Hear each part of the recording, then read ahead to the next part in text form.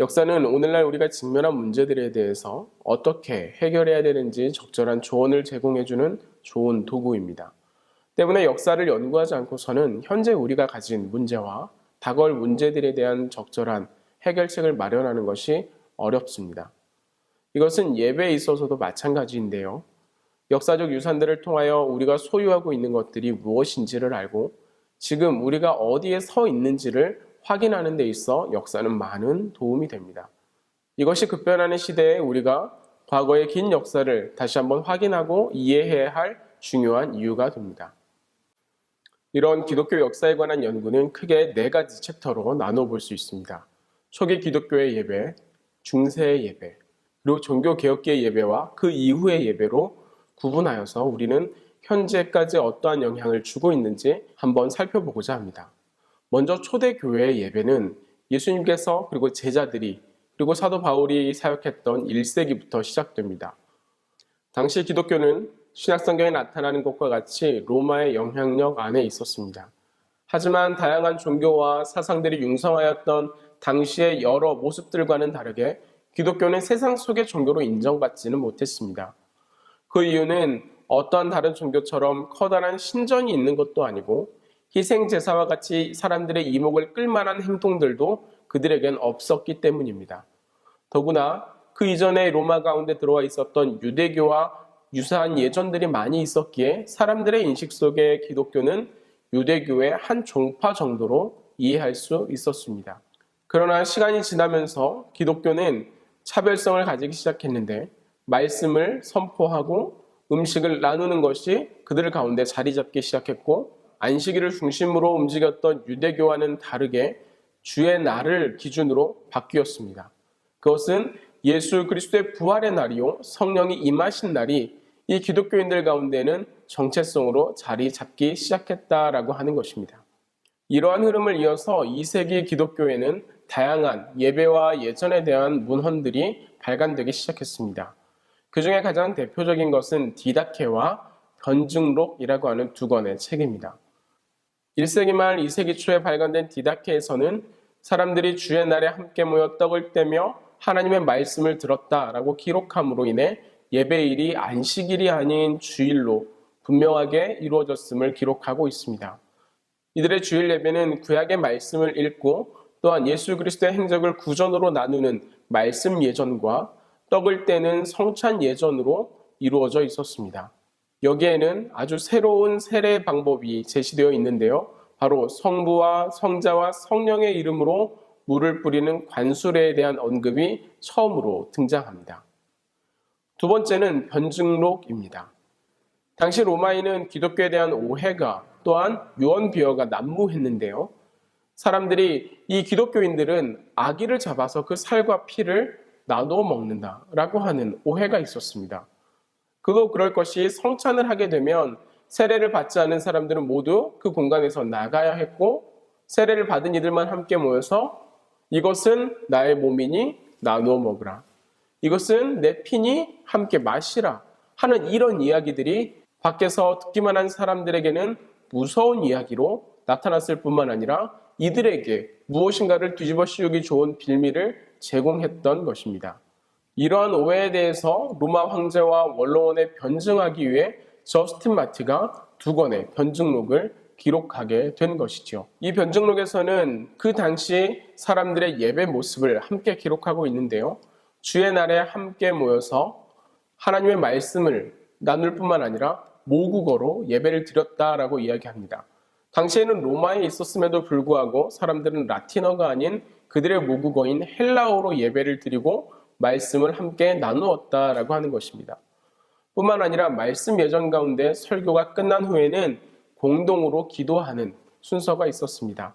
이 공동기도는 연도의 방식을 채택하였는데 앞에서 누가 선창을 하면 뒤에서 그것을 따라서 외치는 지금의 선서와 같은 모습이라고 할 수 있겠습니다. 또한 여기에 나타나는 세례에 있어서는 한 사람 한 사람을 얼마나 귀하게 여겼는지가 드러나는데요. 세례를 받는 사람은 3년 정도에 되는 기간 동안 준비의 시간을 가지고 사순절의 기간 동안 함께 준비하는 기간을 가질 때 세례의 대상자와 세례자 그리고 교회 온 회중이 함께 금식하며 준비하는 시간을 가졌습니다. 이것을 통해 한 사람 한 사람이 얼마나 귀하게 여겨지고 훈련을 받아왔는지 우리는 발견할 수 있습니다. 이러한 기독교는 4세기에 접어들어 새로운 양상을 띠게 됩니다. 당시에 로마의 황제였던 콘스탄틴 대제는 318년 기독교를 공식적인 종교로 인정했을 뿐만 아니라 더 나아가 380년에 이르러서는 데오도시우스 황제가 이 기독교를 로마의 국교로 제정하게 됩니다. 그렇게 이제는 변방의 종교가 아닌 로마의 중심 종교가 되었고 더 이상 카타콤과 같이 숨어 있는 것이 아니라 세상에 드러난 종교가 된 것입니다. 그러자 교회는 로마의 형식을 따라 웅장함과 화려함이 들어오기 시작했습니다. 마치 로마의 황제의 자리와 같이 예배단은 높은 곳으로 이동함으로 회중과의 거리가 멀어지게 되었고 로마의 양식을 따라 입장 행진 시에 십자가, 주교의 지팡이, 촛대 등과 같은 것이 화려해지며 로마의 양식을 따라 표현되기 시작했던 것입니다. 이러한 로마의 국교로서의 기독교는 로마의 통치 영역 안에 있는 다양한 나라로 다양한 지역으로 퍼져나가기 시작했습니다. 하지만 다양한 문화와 지리적 차이에 따라 예배의 모습들이 각기 다른 형태를 띠기 때문에 이제는 고정화된 예배 예전의 필요성이 대두되었습니다. 이것이 시간이 지나 점차 예배 형식에 대한 예배 예전에 대한 형태를 만들어가기도 했지만 한편으로는 각국에서 드려지는 예배였음에도 불구하고 언어가 라틴어로 고정되는 그러한 병폐를 만들기도 했습니다. 또한 국교로 인정받음과 함께 많은 사람들이 유입되었기 때문에 더 이상 작은 공간에서의 예배는 불가하게 되었고 대형 예배당이 필요하게 되었습니다. 이러한 급격한 성도의 증가는 교회 내 많은 예전에도 영향을 주기 시작했는데 특히 세례와 같이 시간이 필요하고 훈련이 필요한 과정들이 이제는 3년이나 2년의 기간이 아닌 효율성을 따라 몇 주로 단축되게 되었습니다. 뿐만 아니라 어느 의 과정만 거치면 그들이 인정받는 제자로서의 삶보다는 종교인으로서의 삶으로 변해가는 모습이 나타나기 시작했던 것입니다. 다음은 중세교회의 예배입니다. 중세를 어떻게 구분할 수 있을 것인가 라고 하는 주제에 대해서는 다양한 의견들이 있지만 그 중에서도 대략 마지막 라틴 교부이자 첫 번째 교황이었던 그레고리 교황의 마지막 활동기인 600년으로부터 종교개혁이 시작된 1500년 전까지의 시기를 중세로 보는 것이 가장 일반적인 견해입니다. 하지만 1000년 정도 되는 긴 기간이었고 넓은 지역에 걸쳐 나타난 다양한 모습들이 있었기 때문에 당시의 예배 모습은 이렇다라고 규정하기에는 쉽지 않은 부분이 있습니다. 그럼에도 불구하고 예배학적 관점에서 이 시기를 바라보면 예배의 통일성을 가져온 아주 중요한 시기인 것은 분명합니다. 그럼에도 이 시기를 암흑의 시기라 이야기하곤 합니다. 왜냐하면 그들이 가지고 있는 웅장함과 화려함은 예배 가운데 예전 가운데 나타났지만 그들이 참으로 하나님 앞에 나아가는 실질적 예배의 모습들은 많이 쇠퇴했기 때문이며 정치적인 결탁과 막대해진 부로 인해서 그의 내적인 타락이 이어졌기 때문입니다. 이러한 중세에는 상황적으로도 많은 변화가 있었는데요. 먼저는 게르만족과 같은 민족의 대이동이 유럽의 한 부분을 차지하기 시작했고 북유럽의 국가들이 아래쪽으로 침략하여 전쟁이 발발했던 시기였으며 이슬람이 융성하게 되어 북아프리카와 스페인, 심지어는 예루살렘에 이르기까지 십자가가 아닌 이슬람의 초승달의 깃발이 걸리게 된 시기였습니다. 뿐만 아니라 로마 내적으로도 통치의 효율성을 따라 1054년 동로마와 서로마로 분리된 것입니다. 그로 인해 서쪽의 신성 로마 제국과 동쪽의 비잔틴 제국 사이에서는 늘 지배권과 종교적 수위권 그리고 여러 가지 문화적 차이로 인한 다툼이 계속해서 이어졌고 이와 함께 동방교회와 서방교회도 분열되고 나뉘기 시작했습니다. 역사적으로도 큰 문제가 함께 병행되었는데요.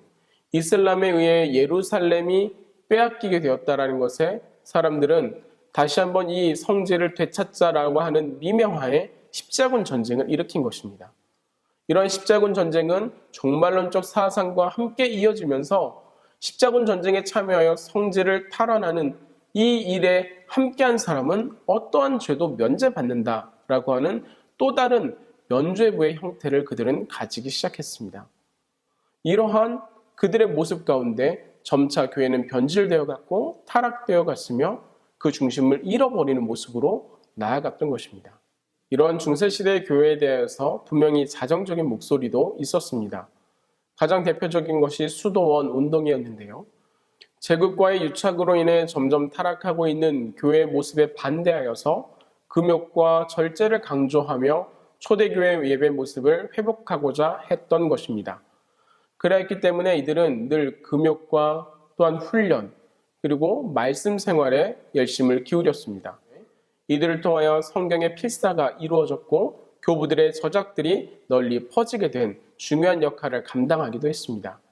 이를 통하여 수도원은 북유럽 교회들을 개혁하는 데 주도적인 역할을 감당하게 되었습니다.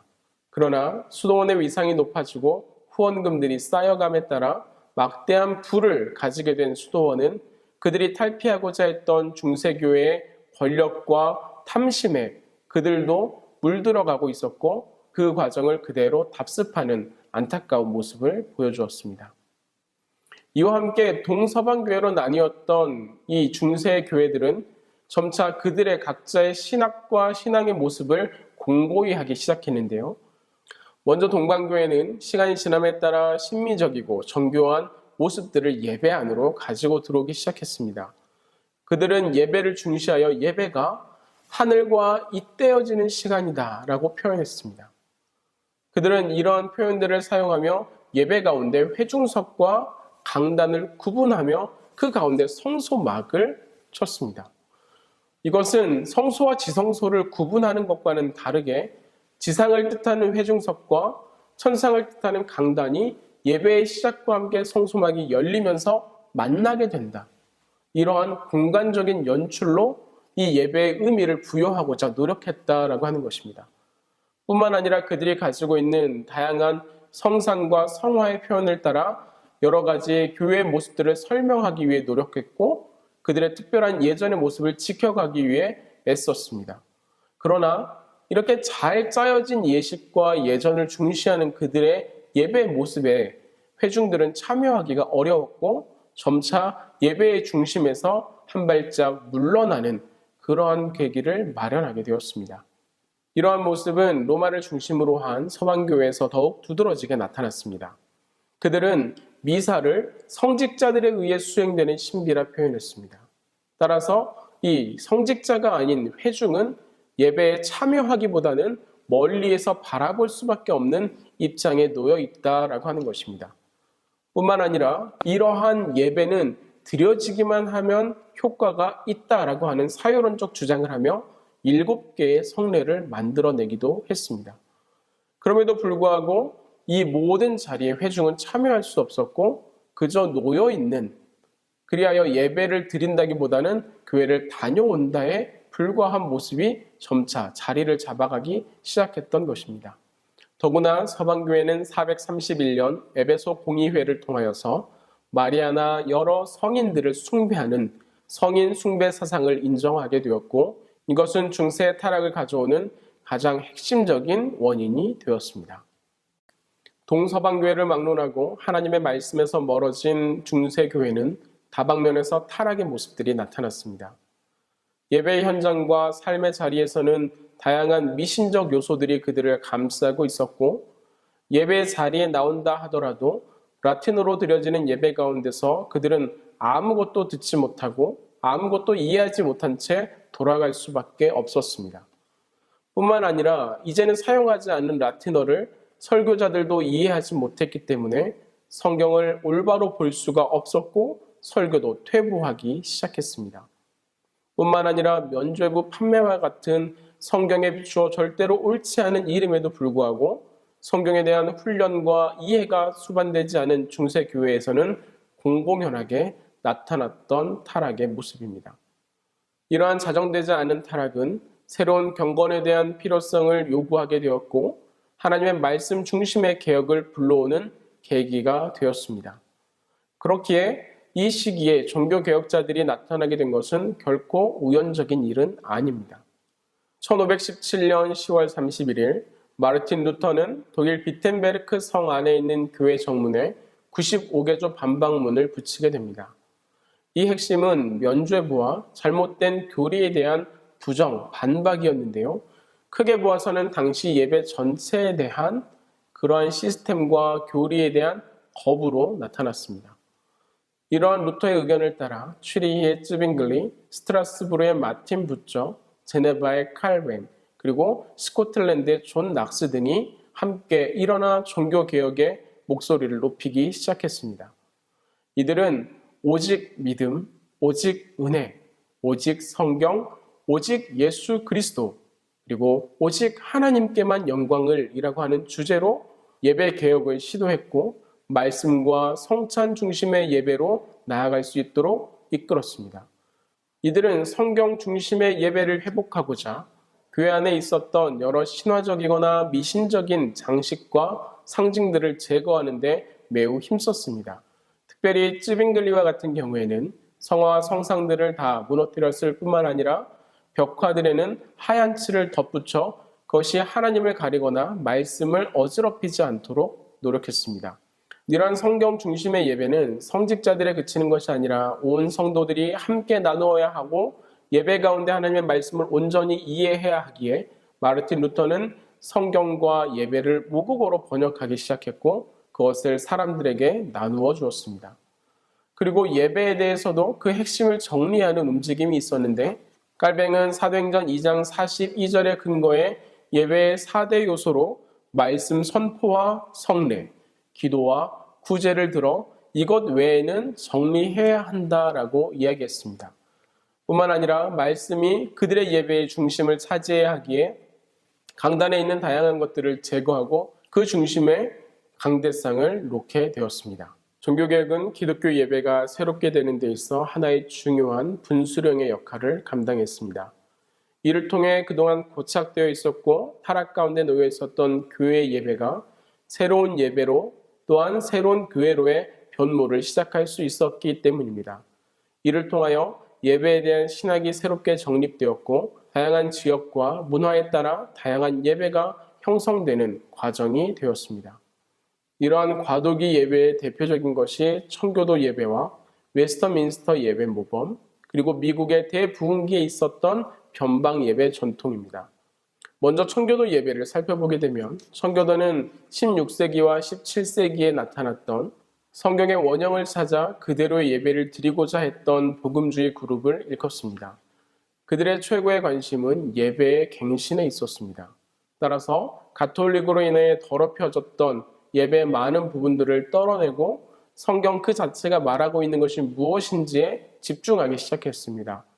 이러한 그들의 예배 개혁과 갱신은 종교 개혁자들보다 한 발 더 나아간 모습으로 나타나는데 오르간과 같이 성경에 드러나지 않은 악기는 사용하지 않았고 예배 가운데 하나님의 말씀을 전하는 설교자의 음성 외에는 어떠한 교독이나 회중성과 같은 것을 허용하지 않았습니다. 이것은 모두 말씀 그 자체, 성경 그 자체에 집중하고자 하는 청교도의 노력이었던 것입니다. 두 번째는 웨스터민스터 예배 모범이 나타났습니다. 영국 국교회는 그들에게 우상처럼 여겨지며 사용되었던 공동기도서를 폐지하고 장깔뱅의 예배 모범을 본따 웨스터민스터 예배 모범을 발간했습니다. 여기에는 어떠한 규율적인 내용이 들어있는 것이 아니라 예배를 어떻게 드려야 하는지, 예배에 나오는 자세는 어떠한지에 대해서 알려주는 규범으로 성도들이 어느 짜여진 예배보다는 그 예배를 준비하는 것이 어떠해야 하는지에 대한 교육과 그런 지침이 들어있습니다. 이 예배 모범은 다양한 지침을 우리에게 알려주고 있는데 온전한 주일 성수, 그리고 예배 자리에 나오기 전에 참회 기도를 하는 것, 또한 성상이나 무덤에 절하지 않는 것 등 우리의 삶 속에서 나타나는 여러 예배의 모습을 제안하고 알려주고 있습니다. 세 번째는 미국의 부흥기와 변방 예배 전통입니다. 대각성 운동을 중심으로 한 미국의 부흥 운동은 서부로 대거 이주하는 시대적 상황과 청교도주의, 개혁주의와 또한 감리교 전통이 어우러져 변방 예배 전통을 만들어냈습니다. 변방 예배 전통은 주로 불신자들을 전도하기 위한 집회 형식이 주를 이루었는데요. 대형 집회 가운데 사람들을 만나고 사람들이 함께 할 수 있는 만남의 자리의 형태를 가지고 있다 보니 세례와 성찬과 같은 오랜 시간과 훈련이 필요한 예전적인 형식은 많이 축소되었고 대신에 그 자리에서의 회심을 중심으로 한 초청의 집회가 주를 이루었습니다. 이러한 형식적인 요구를 따라서 인간의 감정을 고양시켜 결단을 촉구하는 다양한 기제들이 사용되었는데 그 대표적인 것이 찬양입니다. 찬양은 예배 곳곳에 배치되었을 뿐 아니라 설교 전후에 연결되어 회중들이 능동적으로 참여할 수 있는 환경을 만들어 주었습니다. 이때부터 교회 음악은 하나님께 영광을 돌리는 그 차원에서 넘어서 회중들이 예배로 참여하고 결단하는 도구로 사용되게 되었습니다. 이러한 흐름들은 현대 예배에 영향을 주게 되었는데요. 첫 번째는 전통 예배로의 복구, 두 번째는 오순절 예배의 형성, 세 번째는 다양한 예배로의 발전입니다. 초대교회 예배 전통을 따라 새롭게 예배를 갱신하려고 했던 종교개혁자들의 처음 주장과는 달리 개신교의 예배는 점차 설교 중심의 예배로 발전하게 되었고 성례와 성찬은 그 기능을 많이 상실하게 되었습니다. 따라서 예배 복구 운동은 그들의 예배 가운데 초대교회의 형식을 다시 한번 회복시켜 말씀 예전과 성찬 예전이 그 밸런스를 잘 갖춰 나갈 수 있도록 회복하자라고 하는 운동으로 나타납니다. 두 번째는 오순절주의 전통입니다. 20세기 초에 발원하여 발전하게 된 오순절주의 전통은 이전의 예배들과는 달리 성령의 역사에 많은 강조점을 두었습니다. 말씀을 듣는 것, 그 예전에 참여하는 것을 넘어 예배를 통하여서 하나님의 임재를 체험하고 성령의 은사를 경험하는 것에 많은 관심을 둔 이 오순절주의 전통은 현대 예배에 많은 활기를 불어넣게 되었습니다. 또한 예배는 성삼위 하나님과의 만남이며 예배의 자리는 하나님의 나라를 맛보는 시간일 뿐 아니라 하나님의 나라가 이 땅에 임하는 것을 촉진시키는 자리라고 이해했습니다. 다음은 다양한 예배로의 발전입니다. 전통 예배는 현대 문화와 그 상황에 큰 관심이 없었던 것에 반하여 20세기 이후의 현대 예배는 당시의 문화, 음악, 예술, 사상에 다양한 관심을 표출했습니다. 그리하여 그 모든 것들이 예배 가운데서 어떻게 어우러질 수 있는가를 연구하기 시작했고 이를 통해 하나님의 임재와 하나님의 일하심을 누리고자 하는 하나의 도구와 수단으로 만들어가기 시작했습니다. 여기에 가장 대표적인 것은 찬양입니다. 예전에는 예배를 뜻하는 워십이라는 단어는 이제 찬양을 중심으로 드리는 회중 예배를 의미하게 되었고 예배 인도자는 사회를 보거나 그 예배를 준비하는 일하기보다는 예배 가운데 찬양을 이끌어가는 일을 표현하게 되었습니다. 이만큼 찬양은 예배 가운데 많이 들어오게 되었고 이런 문화적인 도구들은 예배 곳곳에 다양함으로 표현되기 시작했습니다. 동시에 현대 예배에서는 회중들이 예배에 참여하는 비중들이 높아졌습니다. 자신들이 할 수 있는 다양한 모습들을 통해 하나님을 예배하고자 했고 그러한 섬김과 그러한 나눔을 통해 교회의 예배는 다양한 모습으로 발전하기 시작했던 것입니다. 강의를 정리하고자 합니다. 거룩의 의미가 하나님 안에서 온전함이라고 할 때 예배는 거룩한 것이다 라고 하는 이 말은 2000년 기독교 역사 가운데 단 한 번도 잊혀지거나 흔들린 적이 없는 기준과도 같은 것이었습니다. 하지만 같은 기준을 가지고 있음에도 불구하고 시간의 흐름과 상황에 따라 예배의 모습은 많이 달라져 왔고 이것에 동조하거나 반대하여 예배는 점차 발전해 지금에 이르게 되었습니다. 이것은 같은 기준이라고 하더라도 어떻게 바라보고 이해하고 있느냐의 차이가 나타나는 결과라고 할 수 있는데요. 그렇기에 우리도 역시 이러한 역사적 모습에 의지하여 우리가 이 기준을 어떻게 바라보고 있는지를 늘 점검해야겠습니다. 그런 의미에서 종교개혁자 장 깔뱅이 했던 개혁교회는 늘 개혁해야 한다라고 하는 이 말이 가슴에 남게 되는데요. 한번 개혁을 했다고 해서 그 자리에 머물게 되면 그곳이 다시 한번 쇠퇴와 타락의 자리가 되고 다시 한번 개혁을 요구하는 자리가 되기 때문에 우리는 늘 우리의 걸음을 주의하며 우리의 자리를 돌아보아야 한다라고 하는 것입니다.